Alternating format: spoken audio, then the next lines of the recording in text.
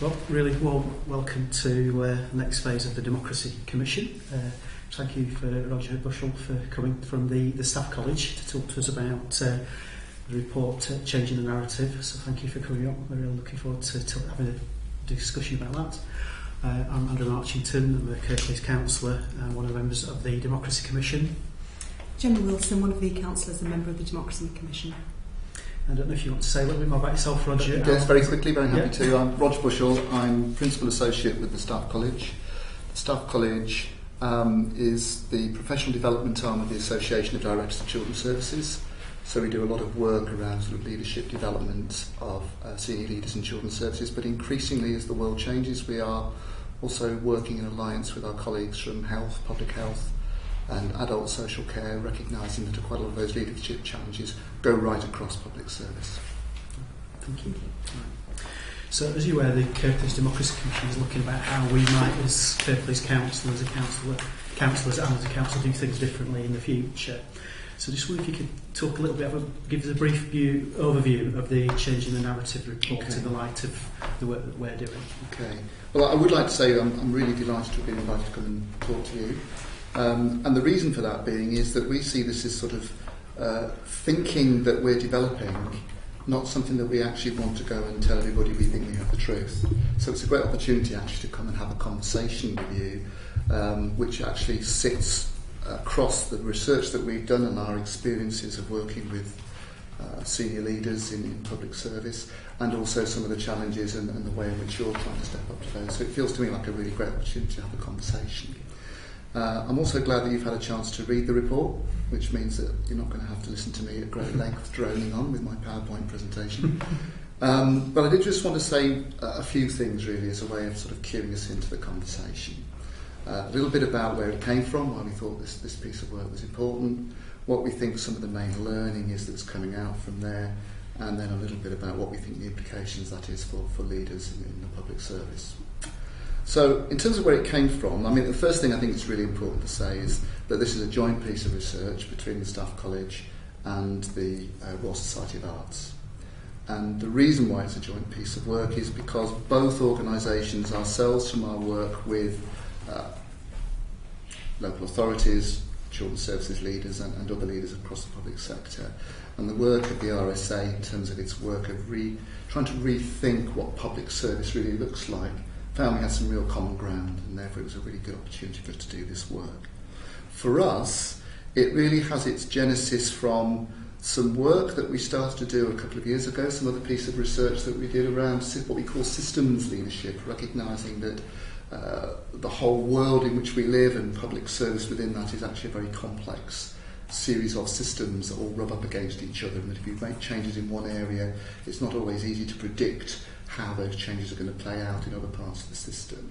And also that for many leaders in that, when they're trying to make change to improve the well-being of individuals, citizens and communities, are often having to try and create a sense of common purpose beyond where their sort of authority holds writ.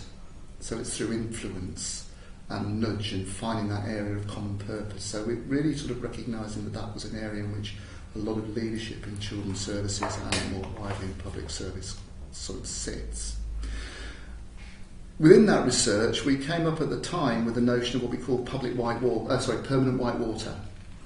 And the idea being that in the time of austerity, in the time of what feels like increasing demand for public service, and also quite significant structural changes in democratic processes and devolution and all those sorts of things, created almost a permanent storm for people who are trying to make sense of that. And I guess that's some of the world that you're trying to make sense of as well. And to begin with, we thought of it in terms of exceptional leadership for exceptional times, and then we started to realise that actually these times probably aren't exceptional anymore, they're probably our new reality. And that's why we came up with the notion of permanent white water. We also used a term from the American military of VUCA, which stands for volatility, uncertainty, complexity and ambiguity, again to try and sort of explain and find a sort of a useful heuristic in terms of how we make sense of this world.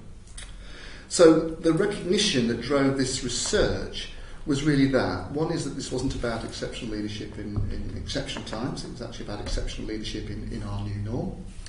And it was also recognising that perhaps the way in which the public service had traditionally responded to the challenges, and particularly to the financial challenges and the austerity, through sort of sequence of incremental cuts, probably wasn't sustainable anymore, and that it actually required us to rethink what the public value is for public service and what its relationship is between citizens and communities. We also, I guess, wanted to move away from the maxim which would start to be a little bit sort of inappropriate, this idea of somehow doing more for less. And we started to recognise that we're probably in the world of actually trying to do less for less.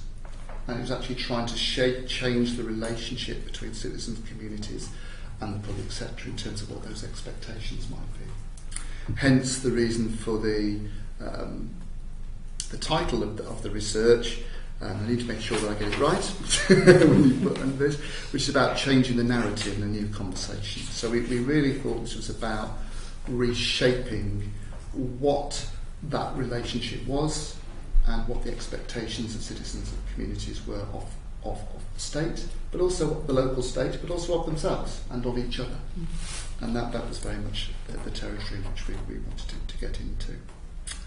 So, as well as doing some sort of what might be called sort of focus group and seminar work and drawing on the work that the RSA had done and the work that we've been doing consistently in doing scenario planning with public sector leaders, we also did some academic work looking across sort of internationally as well as nationally to try and see where that learning was.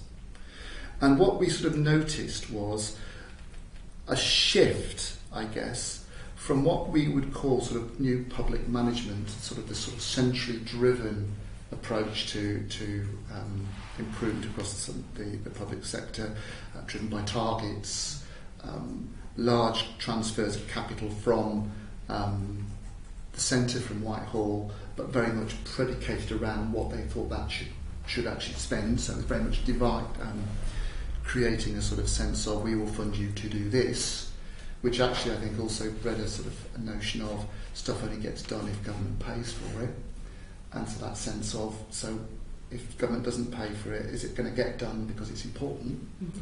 So trying to shift away from that to something that we've started to call new public governance, which we see as much more democratic, much more localised, much more participative, where public sector leaders work as enablers with communities to really try and, with them, figure out what is publicly valuable for them and how together we're going to actually try and do that, what role we can all play. And one of the things that the research does is it sort of has quite a nice wheel in it, which sort of shows a sort of a sequence of steps, I guess, along the way from something that might be seen as being quite centrally driven by the state, whether it's local state or the national state, to something that is much more driven by citizens and communities. Now, we're not saying that the right-hand side of that, where it's driven by citizens and communities, is always right in every circumstance. And you're probably aware of the old adage, well, I don't particularly want to co-produce my own brain surgery. There are things that we really do need to have expertise that's from the centre and where people are judging. And it's much more about trying to make sense of, in terms of what the challenge is, what it is we're trying to achieve, what's the best place to be occupying along that continuum. And what the research does is it tries to illustrate those by a number of case studies which you've had a chance to have a look at. So if I can just go through these very quickly, and I'm sorry I'm going to use my glasses, but the writing's really quite small. But it moves from this idea, as I said, where the state is in the lead, so the traditional service delivery models, into this idea where the state might still think it knows what's the right thing to do, but it's thinking of different ways to try and encourage citizens and communities to behave in different ways. And you'll all be aware of the behavioural insights team that grew up through the Cabinet Office and the idea of nudge theory. So if we say, well, everybody else pays their tax on time, then other people will start to pay their tax on time. But it's still very much where the responsibility for judging what's right is held by the state, and it's looking at different ways to try and encourage changes in behaviour. It then moves to what we call a call on citizens. And it's really this idea of saying, how does it start to stimulate, how does the state start to stimulate philanthropy, volunteering, those sorts of things where people start to think about how they can work together better. And the example that we identify within the research is the West London zone, where again that's been a sort of the state very much in the lead, but levering in a lot of additional resource through philanthropy and others, and then acting as a sort of backbone or a skeleton around which other pieces of work can take place, but still very much holding on to its statutory duties. We move on to the idea of having a contract with citizens, and you'll be aware of the Wigan deal, where Wigan sort of basically said, we undertake to not increase council tax, and we undertake to do various other things, but at the same time we need you to help us by helping to keep children safe, by doing more in terms of self-service, in terms of how you access services. So coming up with a very sort of clear definition of something for something. So that's quite interesting. We move on from that to talk about striking a deal with citizens, where essentially it's about getting approval from citizens much more locally to actually how they're going to use their hard-earned tax revenues. And the example here is actually one from America, from Cincinnati, where they had a public school system that was deemed not fit for purpose and unconstitutional. Only about 19% of families actually sent their children to the state system, and the buildings were incredibly run down. And when the state first, or the local area first, asked citizens to agree to an increase in their tax bill to rebuild the schools, the answer was no. When there was a return to, if we do this, these schools will become community hubs, they will become part of a 24-hour platform for service. It'll be where many of the sort of what might be seen as primary healthcare services are delivered as well as schools. The answer was yes, we'll pay for that. So it was very much a sort of a deal in terms of, so what's that all about? Moving further along, we talk about sort of getting into a stage where you're very much building capability within communities, and the example there is around the community health champions. So again, starting to work with and train and support champions within communities to start to connect with their wider community, to join up, for example, what GP services are offering to what the community wants, and finding that opportunity for some shared interest. The next one which interests me particularly, I guess, is this old idea of delegating authority as we're moving further down. And you'll probably remember that the example there is from Holland and Zeist, where the local council there had to find 6-point-something million euros of savings, and actually set up what it called expert panels of citizens to think about how might they best do that. And citizens came up with a whole range of suggestions about what could be stopped, what could be charged for, what citizens could be expected to do for themselves, what they absolutely needed the council to continue to do. And actually, out of all of the proposals that were recommended, the vast majority, all but a very few, were actually accepted by the council, and they actually saved, I think, about €1 million more than the actual target. So what was coming up was people very much owning that. And then as we go further down, we get into this whole idea of person-to-person social justice. So you get to a stage where much more is happening within communities. And the role of the state, the role of the council almost becomes one of an enabler, helping to create a context for that. And one of the other heuristic that we've tended to use to try and explain our thinking around that is the heuristic of a smartphone. And the idea that on a smartphone, when you look at all your apps, the vast majority of those apps aren't actually owned by the maker of your smartphone, it's a platform. But it's a mechanism by which all of that stuff actually becomes accessible to us. And so that's the sort of the heuristic we sort of see potentially of the local authority, or the regional authority, or call it what you will, of the future might look like, where a lot of what it's doing is providing a platform for these other things to be happening, for these other things to be taking place, giving a nudge to the system where it's not happening, getting out of the way where actually it's acting as a sort of clamp and a constraint to creativity and innovation and civic responsibility. And I guess the final thing that flows through all of this is that two things. One is we don't think this. We think this is emergent work. We think most of it happens on the margins, and it's how you scale it up, so it becomes the normal way of doing business. We don't think, and we were having that conversation before, that this is necessarily something that we can draw a very tidy picture of and then deliver. It's much more emergent, it's likely to be messier, it's likely to require a little bit of courage and a little bit of willingness to cede territory sometimes. And we feel that is something that is perhaps not something that we're used to in the public sector. We think that if it's not tidy, it's very risky, and we think that is a real challenge. And the other thing, which I think is extremely important, is this whole notion of place. So rather than being service-centric, it's place-centric, and the extent to which, in a notion of place, it's much easier to get a sense of civic pride and civic responsibility, but it's also about trying to reconfigure how the totality of resource, which includes what the council has control of and what the council can influence and what's out in the communities, is used in a much more holistic way to improve citizen and community outcomes.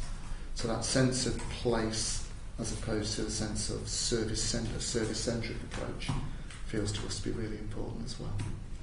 I ought to probably stop at that point. That's right. Have a conversation. Thank you. Yeah. Just going back to the example you used about in Zeisel on the sort of participatory budgeting. One of the things we've picked up doing our research is about the tensions between the tensions and opportunities with participatory democracy and representative democracy.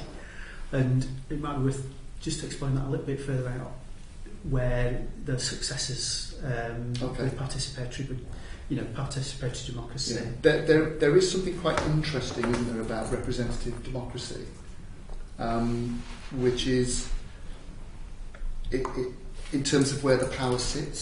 So the accountability, although I'm sure as elected members you would see yourselves being continually accountable to your electors, in fact the mechanisms of that accountability are actually quite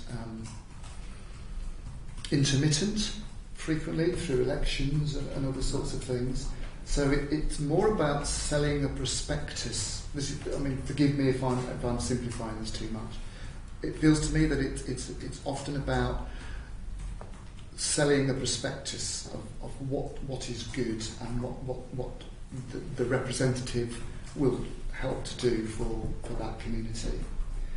Whereas I think a participatory one, I guess, requires the representative part of the democracy to cede quite a lot of control and quite a lot of territory.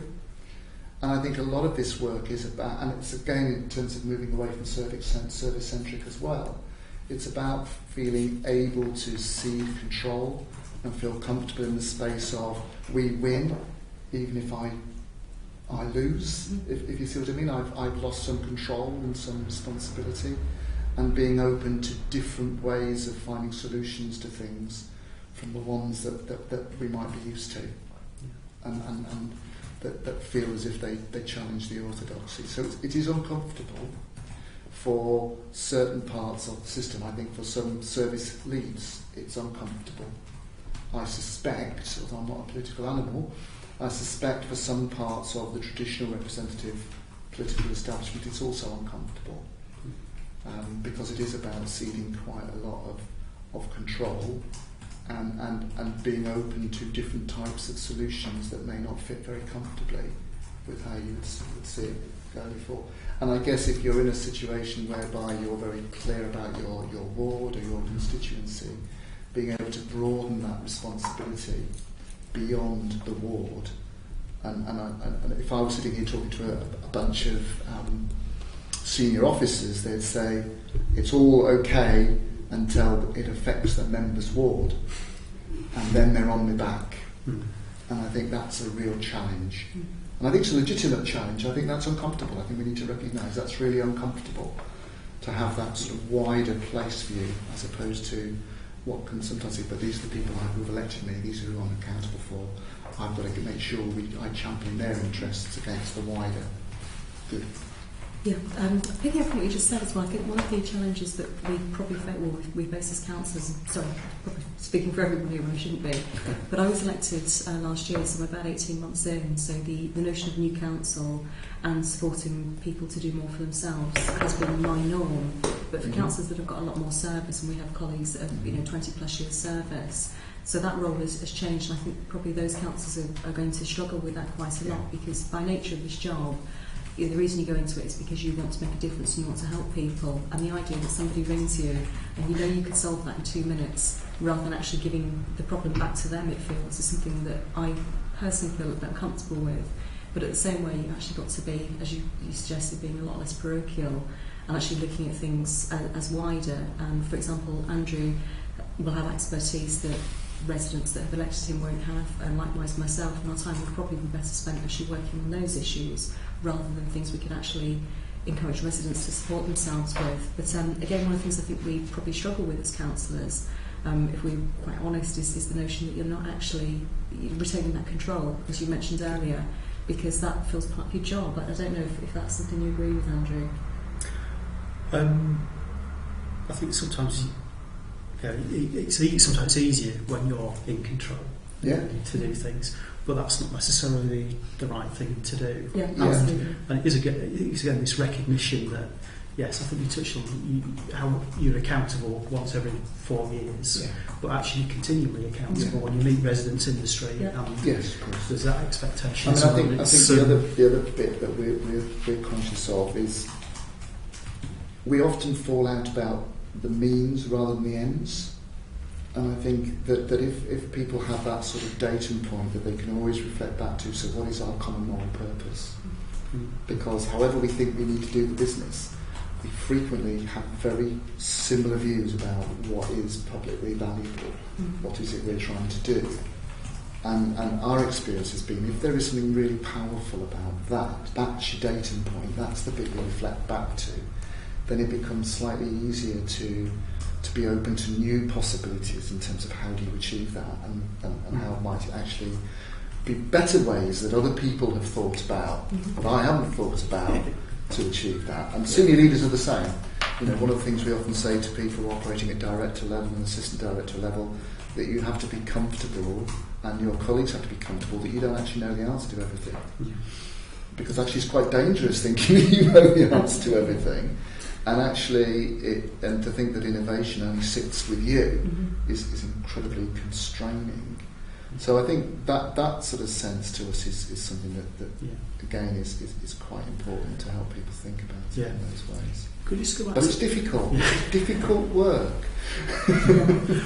Just going back to what you're talking about, those issues when it comes back to award, do you think there's a role, looking again at the representative role, do you think there's a role for representatives, councillors, to actually knit together what happens across the patch? So Gemma's representing the Linley ward, I represent the Gorka ward, which is an adjacent ward. Ironically, bits of our communities overlap the two wards, so there's things that we have to do together. So it's so there's still somebody has to... Absolutely. Two things I would say around that. The first is just to say yes, obviously. I think that's absolutely right. I suppose we like to think in terms of the difference between an enabling role as opposed to an empowering role, because we think empowering is still sort of there's a bit of a differential. So with our sort of senses, I mean, we don't want to get too hung up on language, but we feel that representative democracy that includes a significant enabling role feels really important. One of the other things I was going to say, which I think feeds back to the challenge, the tensions around a representative role, is that of course communities tend to define themselves. They don't always define themselves. It was prompted by what you just said there, Andrew. That communities don't always define themselves by the administrative boundaries we put around them. And therefore there is a sense of almost part of that participative role is helping people define what they think is their community. And often there's a real challenge if there are parts of the community that you think are communities within a community and that doesn't feel healthy. So how do you deal with that? So I think those are all quite challenging things for people to think about. And sometimes it's about saying, well, who else has reach into those communities? So sometimes as elected members you have reach because you're on the ground. But there will be other people who have reach into those communities who you can work through as well.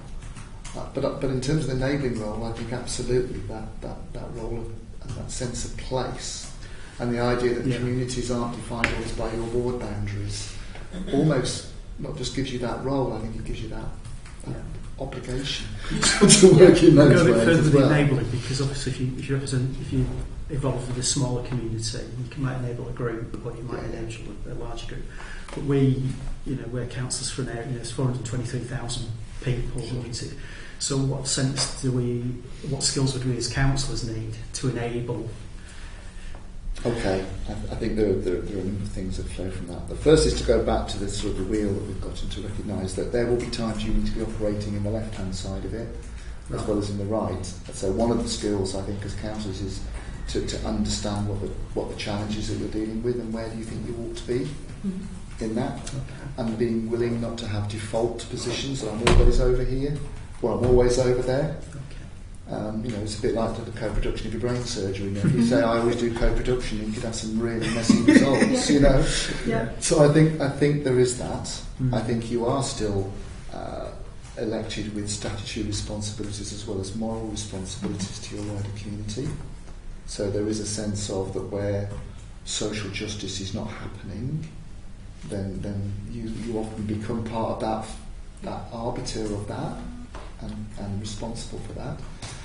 And I think it's also about recognising that what we're into and what we're into, and I think you are the same, is avoiding this idea that somehow the state just gets out of the way and allows all sorts of lovely things to happen, because that sounds to me like potential for chaos and real challenge. But it is about being willing to shape and to network and to join up and to connect different parts of the system and to see where people are dealing with the same sorts of challenges, where people are doing really well with it and other people are struggling, so how do you join that up? And selling, and that's why we call this the narrative. It's about how do you generate a narrative that speaks to people, that helps people understand what it is that the council's about, what the place is about. Again, you will be aware of, and I don't want to preach at you by giving you other examples, but one of the ones that's affected us a lot recently in the learning that we're sharing is the work around child-friendly leads. And the idea of a very simple narrative of children make families, families make communities, communities make the city. They've got a very simple narrative there that whole parts of the system can get it. They understand it, and they understand why it's important, and they start to think about what it is that their contribution might be. And there are lots of examples where parts of the system have done things without actually asking permission or asking whether it's a good idea or being asked to do it, just because they knew it was consistent with that narrative. So I think a big role for leaders, which is what you are, is to exercise leadership rather than always trying to be in control. Yeah. Go back to the point you just made as well about the really good example of Leeds.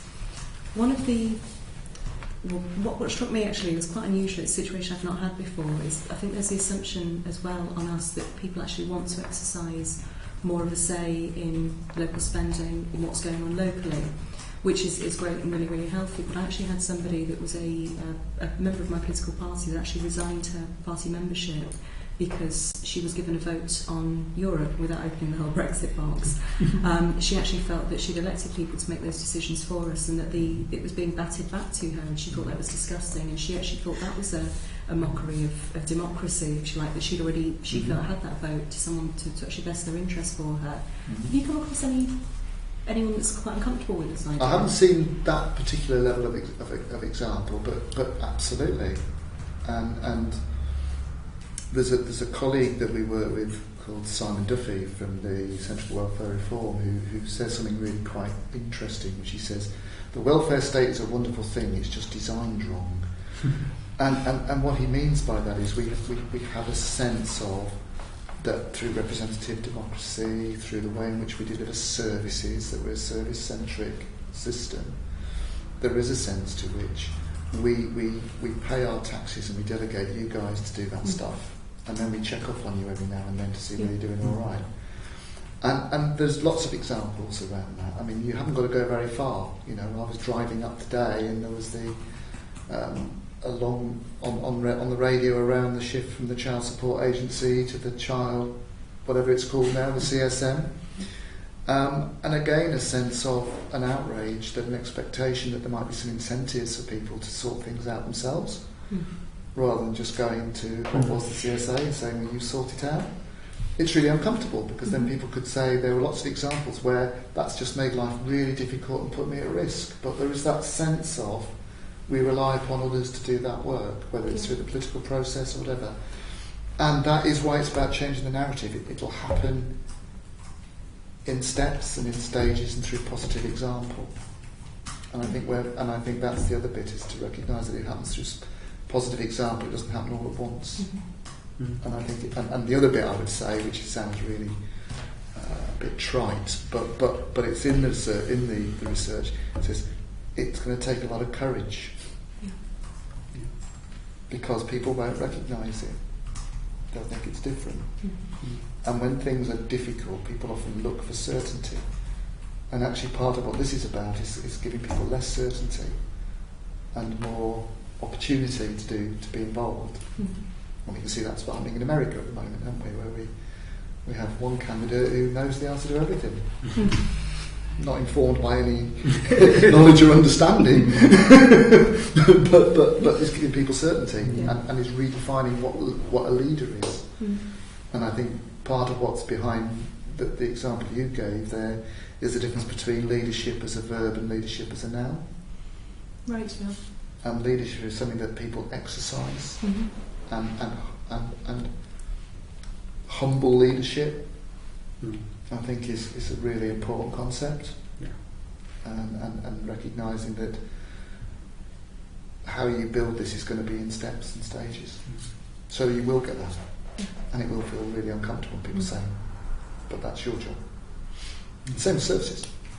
They get the same thing. Why are you now saying we should? And it's the same in health and. The idea we expect a drug every time we go to the doctors. There's a movement around that as well. So these are very difficult stories. And one of the most wicked challenges for all of us is about affecting, and again it was on the television yesterday, wasn't it, about affecting the sort of the impact on health and public health of lifestyle choices. One of the most challenging and difficult things for all of us. Not least for me, I find it hard to make good decisions about my lifestyle, my health as well. Something that ought to be quite simple, but actually heart surgery is a lot easier.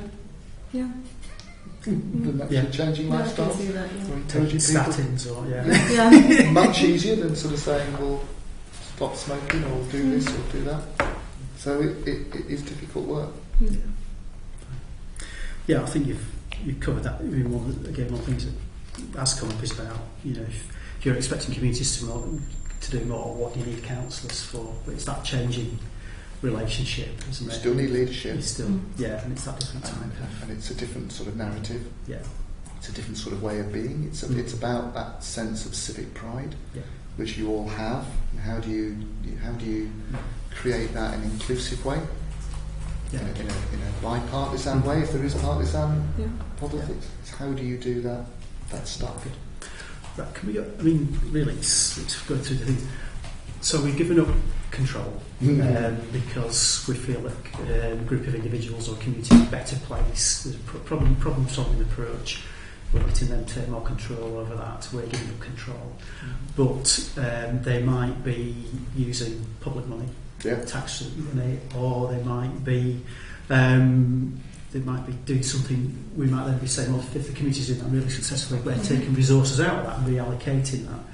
And part of governance is making sure that public money and resources are used appropriately.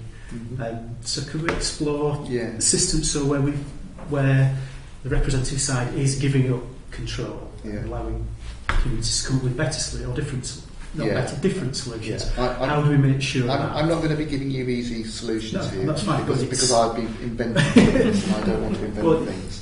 And it takes me, and I'll say this so I don't say it again, it takes me back into this idea of it will be messier.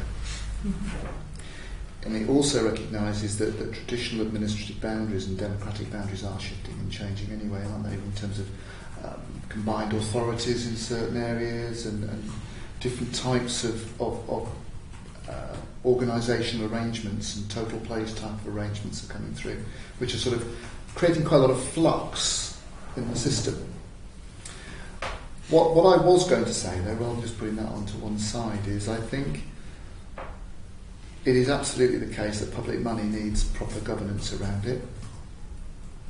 My own sense of that, and this is my own sense of it, this isn't something that has a truth about it, is that actually frequently the way in which accountability has been exercised up to now has been around process and compliance. So our inspection regimes, our regulation regimes are around compliance. So are people doing it? Are they following the manual, as it were, wherever that manual's been given down from? And I guess it's about how do you move to a point where money and the use of public funds is much, much more accountable to outcomes and impact on outcomes. So a much more outcomes-based approach. There are lovely methodologies like outcomes-based accountability, which actually is a great, because that's not just an accountability tool if we go to OBA. OBA actually is an engagement tool. For me, it's first and foremost an engagement tool. It's how do we gain this sense of a common view about what are the outcomes we want to improve, how are we going to know we're improving them, and then we can start to think about what's everybody's responsibility in terms of making that difference. Yeah. And some of that's going to be around DOSH, some of it's not, some of it's going to be around contributions in kind, it's going to be around all sorts of things. But I think if one's focusing around outcomes, that's a different type of accountability. But I actually think as a council you do need to know whether your outcomes are improving. I do think you do need to know, to be able to know that, and I think again it's a bit like, so what data do you have, and does that data tell you something really important about the outcomes, or is it just a whole load of stuff? Can you see the wood from the trees? So I think there's some interesting work to be done around that. And again, I hate to use other examples, but that's at the heart of what we're doing in Leeds. You know, we've all heard about their 3 obsessions. You know, I now know all sorts of places that have got obsessions. You know, we're getting it to be a very obsessive area. It's just that in some of those areas, you haven't told anybody what their obsessions are. But there is something really important about saying there are 3 or 4 things that will tell us something very important about what we're doing. Yeah. So I think there are some methodologies as well as some constructs that help. Yeah. And I think then you might have different types of government structures. Yeah. You know, because I think when you have an outcomes-based approach, you tend to find yourself, I think, being more creative in terms of what your government structures are. So whether they're governance around outcomes, whether they're governance around income streams or expenditure streams, whether they're governance that are more participatory but are still reporting back into where that holds back. If we're looking, are we going to find places, people, organisations with that more creative governance? You'll find examples. The West London zone is interesting.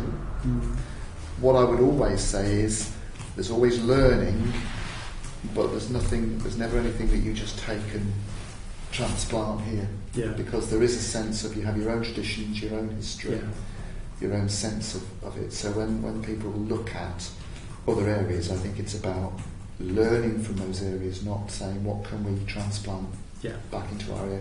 And it's more often about the process, what drove it, what were the drivers, what were people thinking about when they took that forward, and what was it they were trying to achieve, and how were they open to different sorts of solutions, and how did they choose the sort of solutions that were going to work for them. So that all of those examples are interesting. There are others. Again, you know, it's quite interesting. Colleagues in Leeds say loads and loads of people came to see us after we did well in Ofsted for our safeguarding. They all looked at the wrong thing and asked the wrong questions because they all just wanted to take it back to them and just, you know, they use restorative approaches, so we'll go and do restorative approaches. They never got underneath it and said, how did you get where you got to? Because if you start thinking that way, you might get there, but in a different way and using different stuff. So I think that's good. So it is messy, or potentially messy. So perhaps this is where we can rediscover some of the stuff that we used to do. because that came up at the Huddersfield, the first democracy thing, wasn't it? I go on about neighbourhood renewal because I was involved in neighbourhood renewal 12 years ago. And we did have some more interesting governance structures there. And actually that did come, one lady said, what happened to neighbourhood renewal? It's like... I mean, that is interesting, isn't it? One of the things that the research does is a sort of a bridge, sees as a bridge between what we call new public management and new public governance, was Every Child Matters. Remember the Every Child Matters agenda? Yeah. Which a lot of us, I think, really bought into because we got the narrative, we got the moral purpose, but it was hugely driven from the centre, very compliance-based. And it's quite interesting, two things for me. One is how many hoops we ought to jump through now, so when we talk about outcomes, we find different ways of saying 5 outcomes. So it doesn't sound like we're talking about ECM, but we are. We're actually talking about the same very 5, similar, we're all talking about the same 5 outcomes, because actually there was some truth in that, there's some real power. Yeah. And the other bit was, if we go back to something like outcomes-based accountability, that's where it first raised its head in England. And actually, it didn't fit with ECM at all. Right. So actually, if you look at what ECM did, it was all about process compliance. Yeah. And Mark Friedman, who's the guy behind it, will talk at some length about how frustrated he got because it wasn't actually about letting go and thinking about outcomes. But because OBA had its moment and was identified with ECM, it was really hard to get people to think about it because actually they moved on. Right. So they moved on to the next thing, or the next thing. So there is a risk that change takes its own momentum and you lose the things or you forget the things that were really valuable. And sometimes they can just be a bit reconfigured so they fit to the world and the learning from them. So I think there's an argument that to think we always have to move on and never look back in terms of what might have been helpful isn't sensible. Good. Which is interesting, because it's almost working towards what I would imagine 1950s model might have felt like, where you had communities that were had very deep roots and actually did a lot for themselves and looked out for each other more. And a lot of that, I think, is societal pressures, how things have changed, where I can't remember, one of our colleagues mentioned about the takeaway generation, which is live in a place, they commute there after work, shut the doors, they don't have any contact, Saturday going to Leeds or Manchester, and then you get a local takeaway on Saturday night, and that's the only thing you're doing locally. So it's trying to reach out to those people as well. But it's always that thing of trying to engage with people who don't necessarily want to engage or don't have the time, and trying to make things accessible and making people realise how much of an impact they can have on their area. Because I'm sure if you door knocked everyone in Kirklees, everybody would have 5 things they'd like to change, but wouldn't necessarily want to get involved before they had the power to do so. It's also how do you generate a sense of optimism? Yeah. Because for people to buy into change, because often because we're all very busy, change just makes us feel tired, just the thought of it. Yeah. To actually try and create change, then it is about generating a sense of optimism about how things can be better. And it's the difficulty about not being about a vision that's your vision, and do I sell that vision to everybody else, but how do we actually construct a vision that talks to everybody? And they all think that's really helpful, because I think a lot of leadership is a bit about selling a vision to somebody, which has a lifespan. Yeah. People will buy into it for a bit, Yeah. and then they find it's not quite as glorious as you thought it might be, because they've just been waiting for you to deliver it. And the answer is you almost certainly won't be able to on your own. And I think that's the other issue about visionary, charismatic leadership. It's that sense of sort of, because brilliant. Tell us when it's done. Tell us when it's cooked. And I think that's the difference for us, I think. The thing is about changes. Things are going to change whether we like it or not. The world is changing continually. It'll be different tomorrow than it was today than it was yesterday. But some of the issues stay the same. So health. Yeah. So we're talking about, heart. If you go back to heart disease, then issues about smoke. Clearly, smoking was an issue. Rates dropping. You're now going down to that, but it still has an impact. And one of the real challenges and opportunities for local authorities is bringing the public health agenda into local authorities. Yeah. So it's a challenge and an opportunity, and I think it's about recognising that public health is a system-wide, or systems-wide challenge. And there are lots of interesting areas where people are trying to rethink how they might do that work. But if it's about just trying to nudge people to change their behaviour, well, the answer is you nudge the odd one or two. But you probably need to be much further over into the other side, the more participative. And again, the stuff that we talked about from Fleetwood, I think, wasn't it, yesterday? There's some of the work there about how they were doing much more community-based stuff in Fleetwood, but they weren't going out to lecture the communities. They were sort of saying to the communities, this is the problem, what do you think? How do you see it, and what do you think the solution is? And being open to that. And you will get people to say, but that's your job. You get squillions in attendance allowance or whatever else, and that's your job, you know? Because you now have these perceptions. Well, we've already established that when we tell people what we get, that's not... we don't get a lot, we don't get squillions. But myths and legends are in the system, aren't they? They are, very much. But actually tapping into some of the things that people already do and enjoy doing, which have a positive outcome around health, and lots of that's going on in our communities anyway. I think making the case for change is always a challenge. One of the things that I say to folk is I'm conscious that amongst my contemporaries, they still think that what you're battling with is fighting waste. And the reason you haven't got any money is because there's still waste that you can stop wasting, rather than recognising that something fundamental has changed and the world is different. Because most of the time they don't see it, because most of the time their life ticks along quite happily, thank you very much. But some of that's, again, that language we use, isn't it? So we might, in public sector, talk about waste. If you're in a business, you might talk about your risk capital. And you invest something, and projects work and projects don't work, and that's where our role might change. And I think that the other bit is having that tolerance for some risk. And how do you contain some of the more risky things that you try? So that can work with community. So when you're giving up things, like have a go at it. If it works, brilliant. If it doesn't, that's okay. But then it's developing that relationship. And so actually, that's the way we need to operate as a representative. And I guess that's the point I try to make, probably not very eloquently, is that the stuff that the research talks about isn't new. It's been around for a long time, but it's always been on the margins.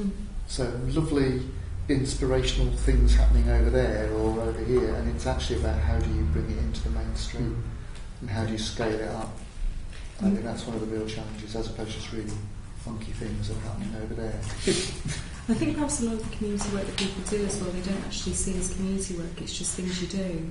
For example, I ran a playgroup for 7 years because I was working part-time and my daughter was young and we were going anyway, but I didn't necessarily think of it as community work.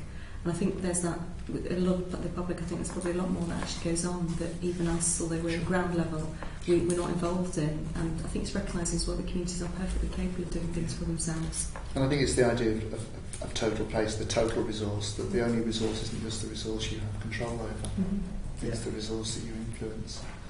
And it is quite interesting, isn't it, that although they give it to you in council tax or it comes back down from government or whatever else, communities, generally speaking, don't genuinely feel that the resource that you hold is theirs. They actually think if they're doing something like you're doing, they're saving you money.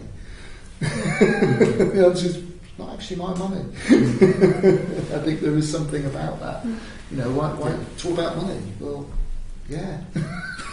actually, not only, but and that resource is sort of small compared to the other resources they're using, people are using day to day. The choices you make in terms of transport or lifestyle. Absolutely. So a lot of this is about not just about supply side solutions, this is about demand side solutions. And often where people have thought about demand side is in that sort of cusp between just raising thresholds. So you might still be demanding it, but you can't have it anymore. So it's really a supply side solution, whereas actually it's about saying there are different ways to change citizen behaviour, because actually they can do things better for themselves and they'll be happier and their outcomes will be better because they fashioned it themselves, and at the same time they've therefore reduced demand on those services. And I think that's the bit. You mentioned the change of behaviour. Sorry. You mentioned change of behaviour as well. One thing that we were exploring a few weeks ago with the Democracy Commission was one of the biggest behavioural changes that I think could actually perhaps have the public more supportive of new council and the model we're working towards is the press behaviour. And you've got a constant battle there because obviously the press wants sensational things that sell papers. But, for example, some money that may have been spent in the council, we're talking about risk. If you need to take a little bit more risk, we may be in a situation where we have a less than positive outcome for a pot of money if we're taking perhaps a risk that you might take in private business. But at the same time, I think you tend to be a little bit more risk averse because there's constant pressure of the press on your back. And it's trying to get the press engagement as well. And if you look at, if you hadn't been to Huddersfield and you read the local papers, it wouldn't necessarily be a particularly positive, I can't think of the word, possibly a positive idea about the town. But actually, if you walk through the town, it's really, really beautiful. And actually, I think the outcome of this with the newspaper may well be, councils collect allowance, ask public to do it. But it's actually that underlying things and actually trying to get the press involved, which we are trying to do. And I would hope that the press would support us a little bit more with this, because it would be really, really beneficial for all our communities. Yeah, I mean, there's a very sort of trite answer to that, which is trite. So it comes with a house warning. And I think it is about, if there is a clearly articulated common moral purpose that people really buy into, and they see there is a consistency in terms of how the council acts and how it talks and what it's trying to achieve with its communities, then I think where the press will see their contribution to the community here might shift. So it is trite, but at the moment they're selling papers, but they're also feeding something. I think if you've shifted, so what is it? How do we talk about here? What is the narrative here? How do we talk about ourselves? How do we talk about Huddersfield? How do we talk about each other? Yeah. Then it's harder for the press to sort of get into that same sort of territory. And then they can become really valuable. They can become part of what your conduit is, and I think perhaps it's about helping them to understand the real positive contribution that they have to make. So if you're doing an OBA and you sat down and say this is an outcome that we really want to improve, so who's got a role to play in improving? Well, perhaps the press has got a role to play in improving it as well. So how might the press do that? One of the things that we have a little game we play. It's really quite a good game. And we have a sort of a mix of cards, and it sort of says, one card, it always starts off with what is the role of, and then it always goes in. So it might, for example, say what is the role of the local, and the people do it randomly, so each hold different coloured cards. So they might find themselves something like, what's the role of the local laundrette in reducing what might be alcoholism or something, and then what is the role of the local community watch scheme in reducing whatever, so, or improving or whatever. And it's quite interesting when you put that on the table as a game with people, but they've got to think about it. They can start to think of all sorts of things about how laundrettes, for example, are warm and a place where people might meet, so where might you put your laundrettes? And there's all sorts of different ways in which people can think, and I can't see why the local press isn't, what is the role of the local press in... It's the same sort of thing, because I think they're all part of your fabric, for good or for ill. Well, thank you very much, Roger. I think we've covered most of what we need to cover in terms of that. It's been a brilliant discussion. Might be a few things to do before you head off again, but thank you very much. Yeah, it's been great. Thank you. Thanks for your time. Yeah, thank you. Okay. Right, thank you. As I said, it's about us learning from